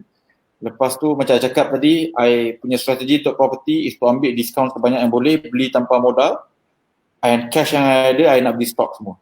So itu strategi saya tahun 2020 dengan klien. Alright, good. So Fazul, you still ada something to share atau kita nak buka kepada soalan? You can Alright, ask semua. Yeah. Alright, so kita straight away pergi ke pertanyaan lah, soalan. Alright, so ini daripada Cik Muhammad Malik. Dia tanya, salam Tuan Zaidi, Tuan Faizul, saya ada 2 soalan. Satu, kenapa ada pelabur yang terkandas selepas beli rumah 3 dan 4? Apa maksud hartanah matang? Macam mana nak tahu hartanah kita beli tu boleh capai tempoh matang? Okay, so macam mana Malik what do you mean by terkandas selepas beli rumah ketiga keempat? What does that mean? Okay. So saya rasa kebanyakannya ialah dia tak boleh beli rumah ke 5, ke 6 dan seterusnya. So ini mungkin related to the LTV 70% tu lah. Selalunya benda-benda macam ni lah kan. Okay. So dia contoh dia suami dah beli 2, isteri dah beli 2, so dapatlah beli 4. So nak yang ke 5, ke 6 tu dia dah stuck. Okay, so I think cara paling senang nak jawab soalan ni adalah kalau you tengok rumah yang kita orang tengah beli tadi, diskaun dia 31%. So kalau rumah ketiga, you patut dapat loan you 70% je. Kena letak down payment 30% betul lah. So kalau diskaun you dah 31%, you actually tak perlu bayar apa-apa pun untuk beli rumah tu. Macam 100% loan lah. Yes, senang cerita, tak kisahlah you beli subsale ataupun you beli primary market, you beli 30% bawah pada market value lah. And there is no better time to dapat 30% bawah market value than today. Waktu orang tengah tak berani nak beli. Right? Itu point number 1. Point number 2, mungkin you punya soalan juga berkaitan dengan loan. Macam mana you nak bagi loan you lepas? Senang je. Kalau setiap property yang you beli tu, you bayar bank bulan-bulan 1,000 tapi sewa 1,500. Agak-agak ada problem tak untuk dapat loan untuk even beli 10 property? I don't think it's a problem. Sebab setiap property yang beli tu bagi you additional cash flow lagi tinggi berbandingan loan. Sebab tu yang saya cakap tadi, tak kisahlah you beli apa pun, lelong ke, primary market ke, subsale ke, yang penting sewa, strategi sewa tu kena boleh cover, and you can ada a few strategi, bukan satu je. So soalan nombor 2 adalah hartanah matang. So sebagai contohan, kita orang suka beli property yang ada LRT ataupun MRT. So semua LRT hari ni dah siap. So MRT 2 for example siapnya 2022. So tempoh matang untuk property tu sebab dia boleh jalan kaki pergi MRT tapi MRT tu tak siap lagi. Right? So tempoh matang untuk property tu adalah setahun lepas MRT tu dah siap. So 2023. So sebelum tu harga dia tak akan sama sebab MRT tu tak ada lagi. Betul. So macam contoh Vista Angkasa, Pantai Panorama ataupun Park Residence kan. Sebelum ada LRT dulu harga sewa dia takkan sama macam hari ni. Betul. Right? Hari ni dah ada LRT, dah ada mall kat depan, punya beribu peluang pekerjaan. Mana nak dapat sewa murah hari ni kat kawasan tu? Betul. So, satu bilik kecil pun yang tak boleh masuk katil pun dah 500 lah. So Tapi waktu dulu sebelum LRT tu siap, sebelum ada mall-mall semua ni, berapa tadi? 200, 300 kan? Satu bilik kecil tu kan? Betul. Ni maksudnya mall, peluang pekerjaan, LRT. So apa benda yang akan datang kat tempat tu akan tinggikan value property tu. So kalau property tu tak ada cerita baru, kebarangkalian dia untuk naik harga tu takkan tinggi. Bagi satu lagi contoh Bangsa South outperform bangsa yang original. Kenapa? Sebab bangsa dah matang. Mall dah Tak ada ada apa dia dekat bangsa tu. mall dah ada 3. Kau tambah satu lagi is the 4th mall. Tak ada beza pun. Tapi 10 tahun lepas, bangsa South mall kosong. Right? Hari ni mall dah ada 3. So agak-agak kalau you tambah satu lagi harga dia naik lagi tak? Tak. Sebab bangsa South dah matang. Cukup lah. Dah tak ada apa benda dah. Everything yang patut ada kat kawasan tu dah ada. So dia takkan naik harga lagi dah. So tengok tempat lain yang bakal jadi the next bangsa South. Yang itu yang kita orang tengah sibuk beli. Alright. So soalan seterusnya daripada Cik Ain, dia tanya, salam Tuan Efar, apakah yang dimasukkan dengan property buran? Okay, setiap 20 tahun kalau you tengok past history of 1980 hingga tahun 2000, tahun 2000 sampai tahun 2020, kita biasanya ada 4 hingga 5 tahun property buran. Property buran tu maksudnya kenaikan harga rumah tu luar biasa. Dia macam bull tu lembu kebau. Lembu kau kan? Kebau kot. Kau yang jangan orang panjang tu. Okay, bull So kalau dalam stock market ataupun property market, kita ada benda ni yang kita panggil buran. Buran tu maksudnya kau beli apa pun dia naik harga lah. Sebab terlampau banyak sangat orang yang nak beli rumah sebab dia rasa pelaburan tu sangat bagus. Sama macam stok lah. Pada tahun 2009 hingga tahun 2012 tu, kau beli apa pun buat duit. Beli apa pun buat duit sebab semua orang tengah buat duit. So tu masa tu aso jual sayur pun boleh buat duit dekat stock market. Yes. Tapi itu indikator tak bagus lah. Bila the moment aso jual sayur tu dah mula buat duit dekat stock market, then you should stop. You should get out. Kan? Sebab maksudnya bila semua orang dah mula masuk, harga dia terlampau tinggi, that's when you get out. Itu untuk stop. Untuk property tak semestinya. So biasanya katalah macam I think if I use this sangkasa, waktu I mula belajar dulu 160,000 sebab I memang terfikir nak beli satu kan. Tu nak pinjam duit atuk tak bagi kan. So tu tak dapat beli kan. So I remember 160,000 was the price. Auction tadi 145,000 ke 151,000. Right? And for 2005 tu sampai 2010 tu tak ada property buran. So harga dia naik 3,000, 5,000 setahun. Tak ada naik banyak. Sendu biasa je 2-3%. So 2010 sampai 2014 harga dia naik pergi sampai 400.5 pun ada. Jadi betul, meletup. So tentu semua orang nak beli property lah. So tu namanya kita panggil property buran. Setiap 20 tahun biasanya kita akan nampak 5 tahun property buran. So pada tahun 2000 hingga 2020 property buran kita lah 2010 hingga 2015. So tentu belilah apa pun sebelum tu semua dapat. Cerdik, bodoh, semua berduit. Itu namanya bulan. Alright. Okay, so soalan seterusnya daripada Cik Syah, dia tanya, salam Tuan, jika kita buat refinance rumah, adakah terbatal moratorium yang kita dapat dari bank pada loan sebelum ni? Ini yang I boleh cuba jawab lah. Okay, so batal tak batal, proses you nak refinance will take some time. Okay, jadi by the time you settle you punya refinance tu, by the time you dapat duit tu, sebenarnya tempoh moratorium tu sebenarnya dah nak berakhir dah pun.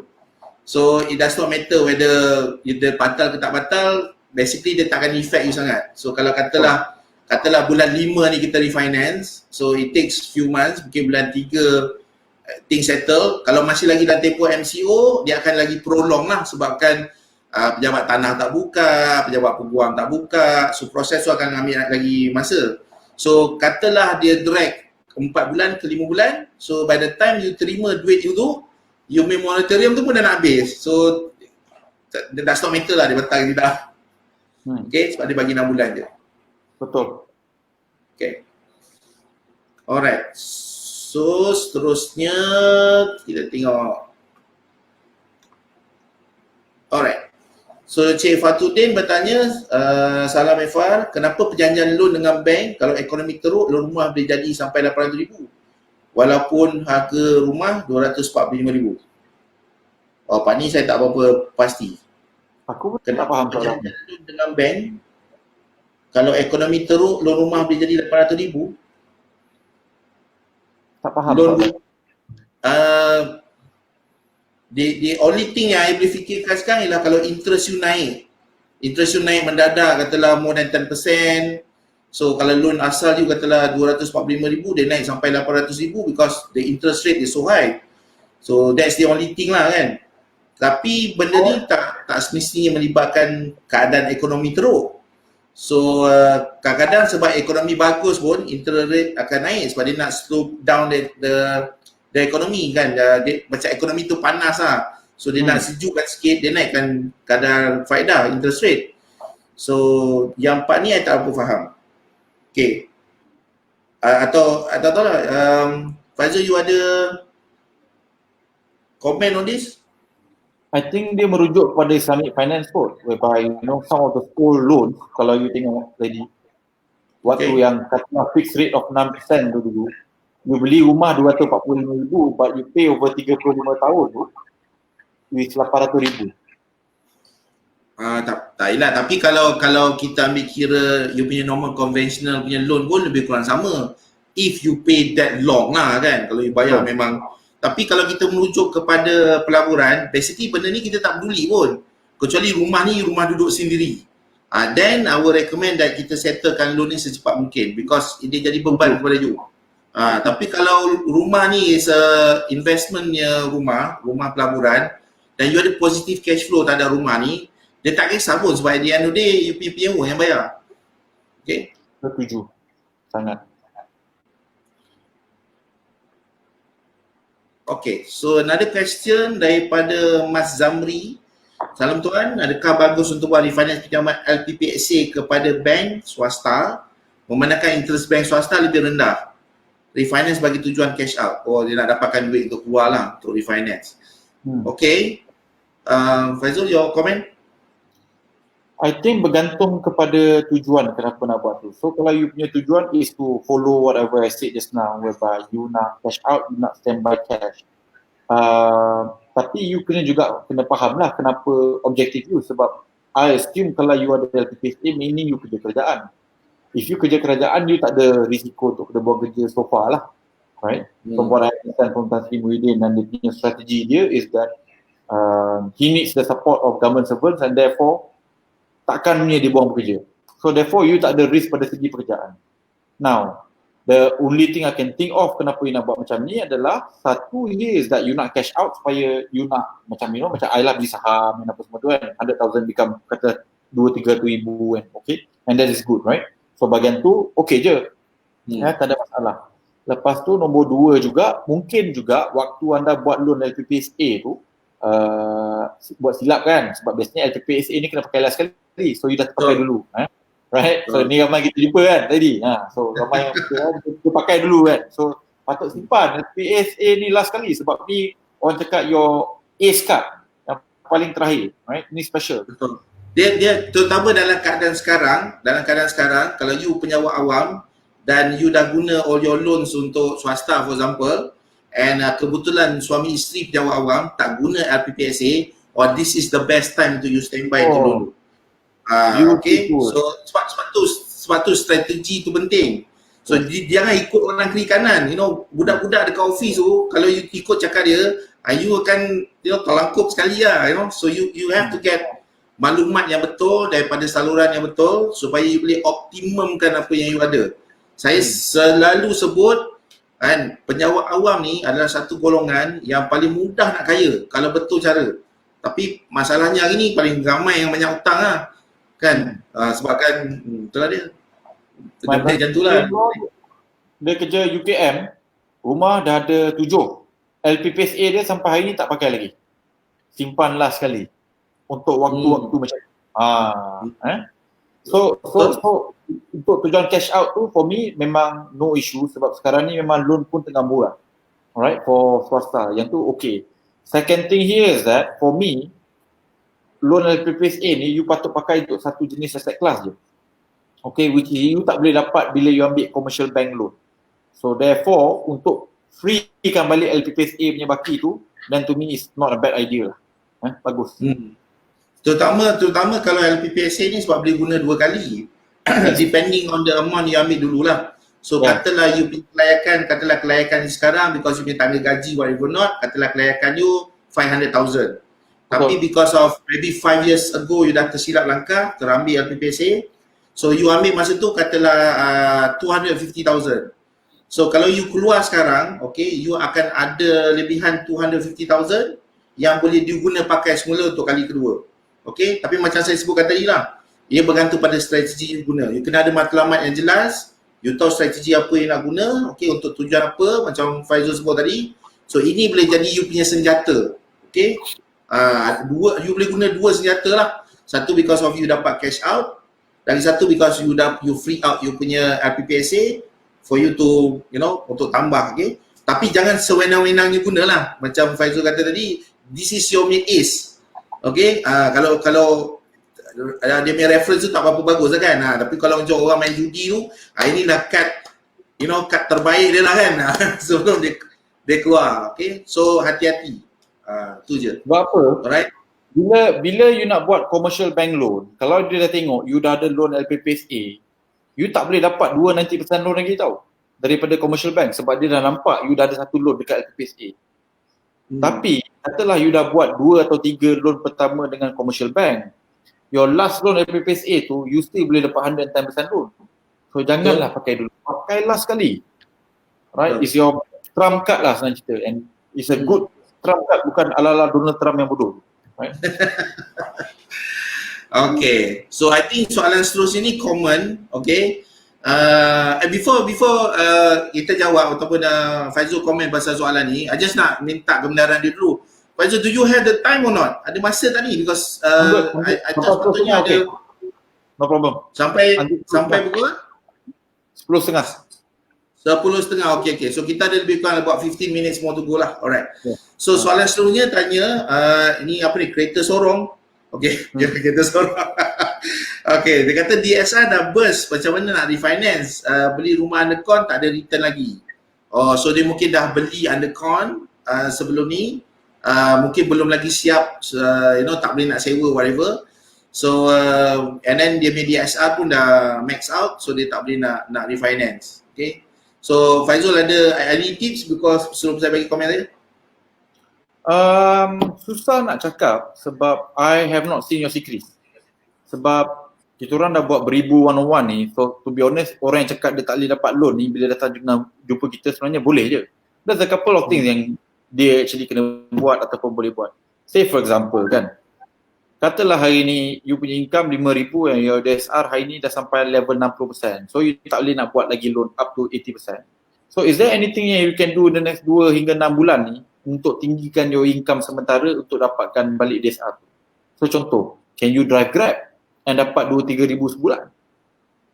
Right? Sebab lepas 3 hingga 6 bulan you drive Grab, you tunjuk you punya Grab payslip tu, dia akan ambil purata tu, actually your DSR tu akan jatuh balik sebab your income dah naik. So I cannot give you a specific advice sebab I tak tahu gaji you berapa, hutang you berapa, rumah tu kenapa tak disewakan sebab tak buat apa-apa ataupun tak disewakan sebab memang kadar sewa, strategi sewa yang salah, because there's a lot of things. Macam cakap tadi kan, ada klien I beli dapat sewa 3,600, jiran dia sewa 1,600. Walhal unit size yang sama, beli pada harga yang sama. Tapi kenapa result sangat berbeza? So kalau jiran dia gaji sama dengan dia, DSR dia akan koyak, but my client positive cash flow. So it's very hard for me to say macam mana nak refinance. Tapi kalau contoh memang betul-betul DSR tu dah burst, I mean of course after ni, I think the first thing you should ask is Tuan Zaidi lah. Tanya kan, betul ke dah burst?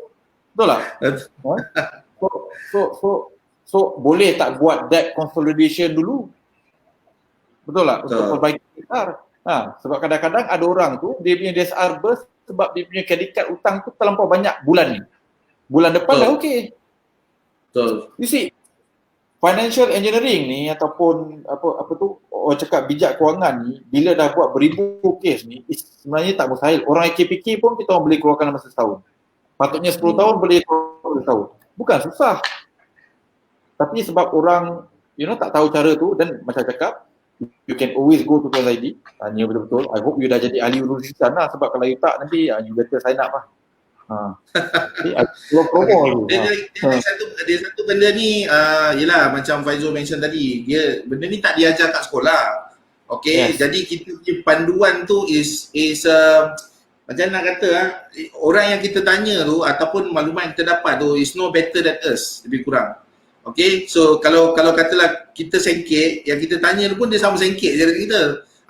Boleh kita kata sengkit ni bukan dari segi duit, dari segi pemikiran atau ilmu dia, benda macam tu. So sometimes kita dapat ilmu atau benda macam ni yang bila kita tengok kiri kanan macam tak boleh settle lah. Tak boleh pun aku tanya kat ipar aku tanya abang saudara, aku tanya rani aku kat depan, the orang kat keliling tu lebih kurang macam you.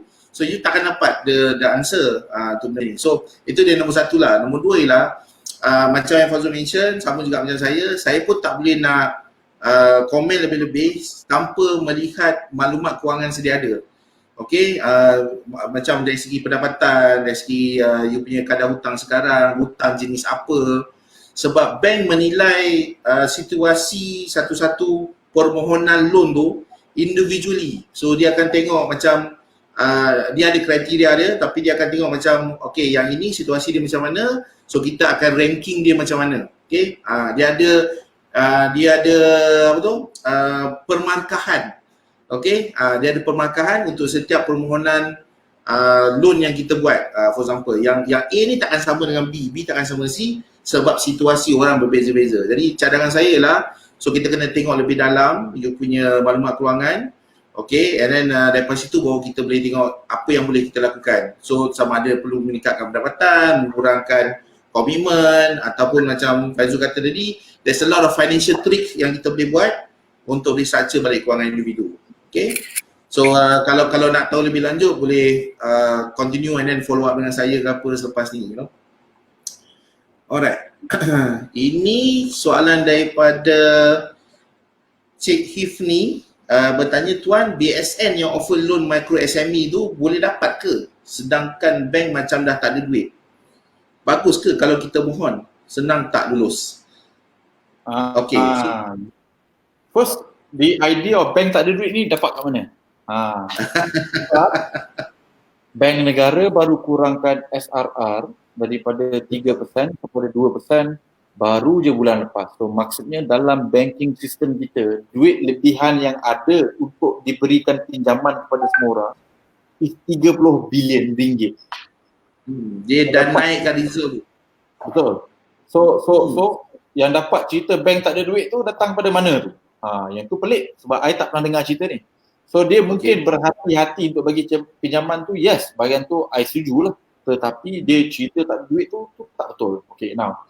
So mungkin apa yang tanya ni pasal untuk pinjaman micro SME yang kalau tak silap saya interest dia kosong tu, untuk peniaga kecil dia punya allocation tu tak banyak. So siapa yang apply lambat mungkin dah habis lah sebab dia tengah sibuk proses lagi. Betul. Terutama bagi orang yang nak ambil tak nak ambil. Orang lain dah kaku dulu lah. Sebab tu kita cakap apa-apa pun ambil dulu. Ambil je. Bila you nak betul-betul nak pakai, duit tu belum tentu ada untuk you ambil. I bagi contoh dekat US dia punya budget untuk PKS SME ni is 250 billion US dollars ataupun 1 trilion ringgit. 2 minggu habis. 2 minggu. Okay. Sedangkan Harvard Business School pun boleh dapat. Syarikat besar pun dapat. So dapat dia kapur je dulu, lepas tu dia buat diam. Kan, until ada isu, okey lah, dia pulangkan balik duit lah, itu cerita lain kan. Tapi nak tunjukkan yang ada kat depan mata, ambil lah dulu kan. Lepas tu baru kita tengok apa benda yang kita boleh buat dengan duit tu. Kalau rasa-rasa macam benda tu jadi beban ke apa kan, pulang balik lah. Kan, boleh je, tak jadi masalah. Okay.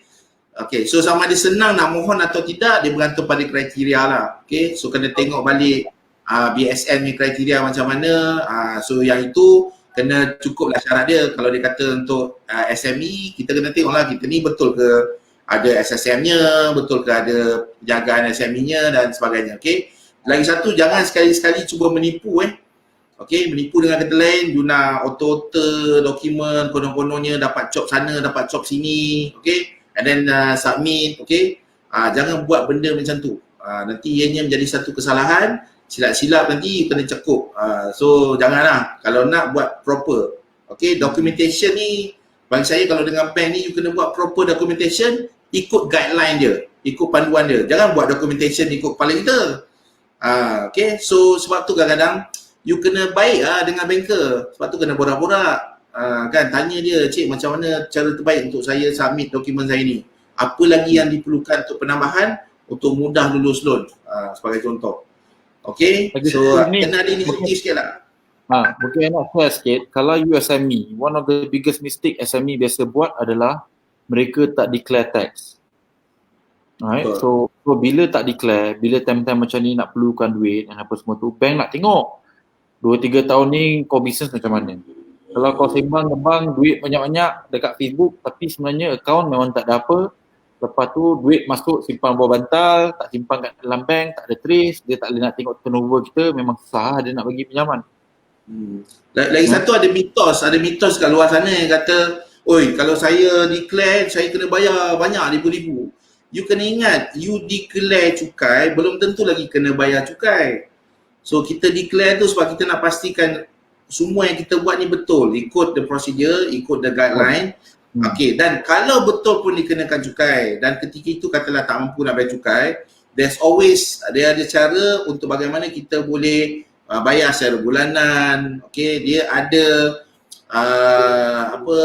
kelonggaran, okay, terutama untuk first timer ataupun yang baru berniaga 2-3 tahun. Sebab LSDN ni dia faham, okay, dia faham yang ialah penjagaan kecil dan sebagainya. Cuma jangan lari lah. Masalah banyak orang ni dia lari. Kan, lari 3, 4, 5, 6 tahun tak pernah declare, lepas tu tutap-tutap, kantoi, lepas tu dia salahkan semua orang. Padahal dia ada masa tu 5-6 tahun untuk perbaiki dia punya keadaan. Okay, so jangan lari. Itu yang penting. Alright, so ini soalan daripada newbie, daripada Cik Noliana. Dia kata, Assalamualaikum tuan, Waalaikumsalam. Macam mana nak start involve dalam property ketika waktu krisis? So dia tulis kat situ dia newbie. So saya beranggapan dia tak pernah beli tanah lagi lah. So Faizul? I think bahagian ni jawapan kita standard je lah kat bro. Sini kena ada dulu sebelum keluarkan apa-apa pada poket. You see, waktu I nak beli rumah pertama, I belajar 2 tahun. So krisis ke tak krisis tak penting. You see, sebab once you dah ada ilmu, tak ada krisis pun boleh buat duit. Waktu krisis, you akan buat lagi banyak duit. Alright? So therefore, whatever it is, ilmu tu kena ada. Kalau you nak beli lelong, ilmu lelong kena ada. Nak beli subsale, ilmu subsale kena ada. Nak buat sublet, ilmu sublet kena ada. Kalau nak beli rumah undercon, ilmu undercon kena ada. And semua benda tu tak sama langsung. Alright? So bagi saya, cari orang yang dah pernah buat, dah berjaya buat dan belajar pada diorang. Sebab tu shortcut. Sebab macam saya, waktu mula-mula dulu, zaman kita orang dulu, mana ada kelas belajar property bawah pada RM3,000. Tak wujud. Betul. Ini RM99 orang komplain. Betul. Saya dulu my first property punya kelas, saya attend 3 hari RM6,000. That was, itu masa bila? Itu late 90-an. So dalam tahun 2000 kan, 99 ke 2000 lebih kurang itu. Kan, itu pun dah RM6,000 untuk 3 hari. Masa tu pun kita bukan ada pendapatan tinggi pun, kopak agak masa tu kan.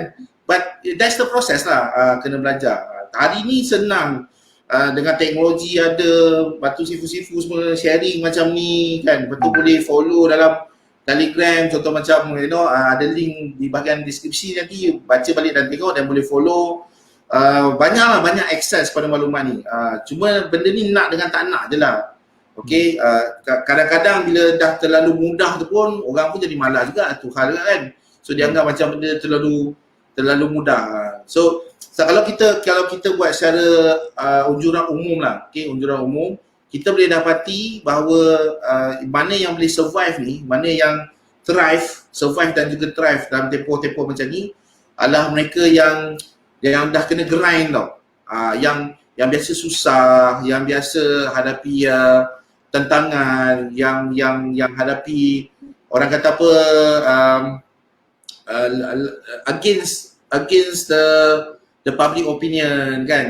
Orang lain semua kata A, dia tak, dia ikut B sebagai contoh. Lain kambing hitam, whatever you want call lah, okay. Hanya golongan yang macam ni, yang dah mengalami situasi-situasi macam ni, yang boleh survive and also thrive. Jadi kalau you nak berjaya dalam, tak kisahlah apa bidang saya pun, terutama hartanah and so on, macam Faizul mention tadi, ini kena feel dulu. Kena feel dulu minda, kena ubah sikap, belajar sebanyak mungkin, buat kajian, prepare yourself, kemudian baru take the leap of faith, kata lain. Okay, jangan main langgar dinding macam tu je. Okay. Yang part ni kadang saya tak faham, saya komen sikit lah. Okay. Saya banyak kes saya terima. Okay, katalah dia tersalah beli hartanah, okay, for whatever reason. So saya cakap, okay, you beli hartanah ni dekat 300,000. So apa modal yang you keluarkan sebelum you nak beli hartanah ni? I'm not talking about deposit, I'm not talking about duit muka and so on. You be preparedness nak beli 300,000 ni apa? And jawapan yang selalu saya dapat ialah tak ada. Tak ada preparation. Okay, nak beli 300,000, nak keluar RM30 pun tak nak. Kan? Ni 300,000 macam mana ni? Kan nak beli satu buku buku Faizul ni buat berapa Faizul? RM25 lebih kurang. RM35. Nak keluar RM35 beli buku lecture pun susah, tapi nak beli benda RM300,000. Habis tu macam mana? Kan? So susah kan, kecuali you memang you datang daripada latar belakang grinding house lah. So dengan kata lain macam okay, you tak sanggup keluar duit, you tak buat apa semua, okay boleh, tapi sanggup tak you ikut katalah Faizul ke Hulu Kehilir for example. So any talk dia pergi, any perkongsian dia pergi ikut kan. Macam kita berguru, okay, tak sanggup nak keluar beli kitab for example, tapi setiap kali ustaz tu buat ceramah dekat masjid mana-mana kau ikut lah. Contoh dia macam tu lah. Okay, kan, apa saja ada, you consume content dia dengan lain. Kalau sampai tak nak keluar duit, jangan macam tu. Tapi bagi saya itu lagi susah lah. Kan lagi banyak masa, kan lagi banyak tenaga nak kena buat. So jangan kedekut pada diri sendiri. Itu yang pertama. Okay, pelaburan yang paling menguntungkan adalah pelaburan untuk diri sendiri. Okay, invest on yourself dulu. Okay, Liana. And then maybe I nak tambah sikit tadi on that. There's no rush. Apa yang nampak orang muda sekarang ni, dia masuk kelas sikit and dia terus macam nak cuba buat. So while it's good to terus buat tindakan dan apa semua tu, but the reality here is that dia ada banyak lagi kot benda yang you kena belajar. Tuan cakap lah kan, I belajar 2 tahun sebelum beli property pertama and ada melabur daripada tahun 2005 sampai sekarang. So dah 16 tahun. So 18 tahun. Until today saya masih belajar. Right? Because to me, the day yang I rasa I dah pandai, dah terror, tak boleh buat silap is the day yang memang I akan confirm akan buat silap. Sebab dunia ni ataupun orang cakap this roda ni akan kena baliknya. Kalau kita tak humble enough to accept yang kita ni tak tahu banyak benda, right? Yang kita tak humble enough to accept yang kita mungkin boleh buat silap, yang kita tak buat enough kajian, tak buat enough homework, tak tambah sini, tak pergi cari orang yang dah pernah buat, then I think bahaya. Right, kau nak buat. Sebab ilmu tu dia sentiasa akan bertukar. Right? Lepas tu yang nombor 2 tu, kalau boleh bila you nak belajar tu again, you juga kena faham cari orang yang betul. So macam nak cari orang yang betul, to me is very simple. You cari orang yang dah buat benda ni minimum 5 hingga 10 tahun and dia betul-betul dah jadi kaya sebab benda ni. Alright, sebab I'm not gonna say anything any much, tapi ada orang yang jadi kaya sebab jadi cikgu. Right? But you know my story already. I dah beli 20 biji rumah sebelum recession, before I even start property program apa semua tu, I already made familiar. And kelas ni pun sebab orang suruh, dia tak, ada orang yang boleh baca buku, boleh faham. Ada orang yang baca buku tak boleh faham nak masuk kelas. So buat. Nak buat kelas, orang cakap, bro malas lah, takut lah, tak berani lah apa semua tu. Can you tolong beli kan? So kita buka lah pakai capital supaya bantu orang. So you see, what I'm trying to say here is that pengalaman tu bagi saya penting. Dan kalau boleh, bila you nak belajar apa-apa pun, cari orang yang ada track record yang buat benda tu per tahun. Minimum 5 tahun, wajib. Ya, melabur. Dan dia kena buat duit lah. You takkan lah, kalau you pergi masuk exam kan, kau tiru mamat ni, exam lepas dia dapat E, tak apalah tiru dia juga kan. Memang bodoh lah. Betul lah. Cari A student, tiru lah kat dia. Janganlah pergi tiru. Betul. Kalau nak tiru daripada best student lah. Jangan tiru daripada yang sesuatu. Alang-alang dah buat aktiviti tu, cari orang yang paling power. And of course, pergi tiru dia lah sebab that's a shortcut of 10, 15 tahun, 20 tahun punya wisdom. And benda tu sebenarnya tak murah langsung. Sebab macam tadi cakap, one wrong property, kita bayar mistake dia 20 tahun. And it's not cheap. 6 angka punya kerugian. Betul? So, take your time. Tak payah nak rush-rush. Tak payah nak berlumba-lumba. You know, because I started beli rumah pun umur 24, 25 tahun. But I belajar dulu 2 tahun. Right? And lepas tu laju lah. Sebab asas tu dah kuat. Okay, so ini second last punya question. Sebab masa tu pun dah nak sampai pada dah sampai dah pun. So 10:30, so this is will be the last question lah. Okay. Soalan ni saya pilih secara rambang sebab saya tengok menarik sikit. Cik Zazwan ni tanya, salam Tuan Zaidi FR, bila dijangka akan hadir market correction, market rebalancing, Q3 dan berapa lama tempohnya kita lihat pada past history? So aku nak jawab dulu ataupun aku nak jawab dulu tadi? Jawab dulu lah. Okay. Now, aku or my view is that saya tak percaya langsung pasal benda ni sebab it doesn't matter kalau market tu rebalance sebab if you buy the right property, you still make money. Betul. Okay, I can tell you this sebab waktu tahun 2008, 2009, waktu the height of crisis, orang cerita property akan jatuh harga 20%, 30% sebab prime mortgage kat US, property jatuh harga 90%. 90% guys. So, ada orang cakap market akan jatuh 20-30%. But kalau you tengok data pada tahun 2008, 2009, 2010, property index kita actually tak jatuh langsung. Okay, now kenapa? Satu sebab punca kenapa subprime tu berlaku kat US langsung tak ada asas dia kat sini. So benda tu takkan berlaku pun. Ada orang saya cakap benda dia akan berlaku, pergi jual rumah, beli benda lain kan. To me macam no.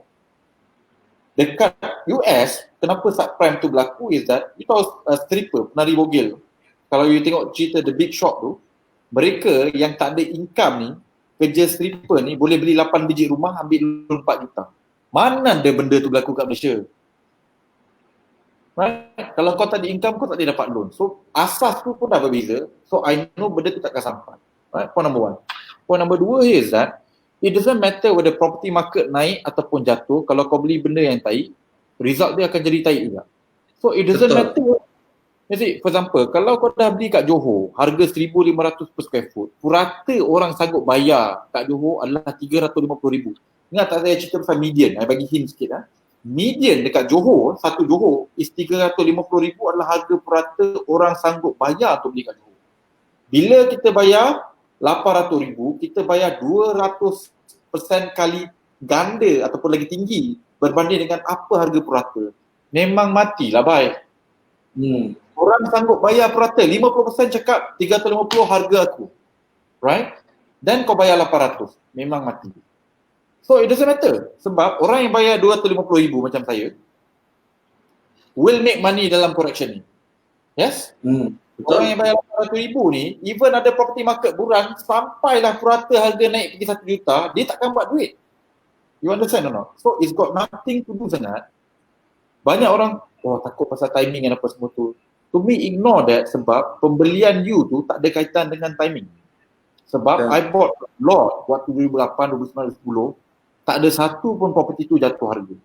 And here's the best part, right?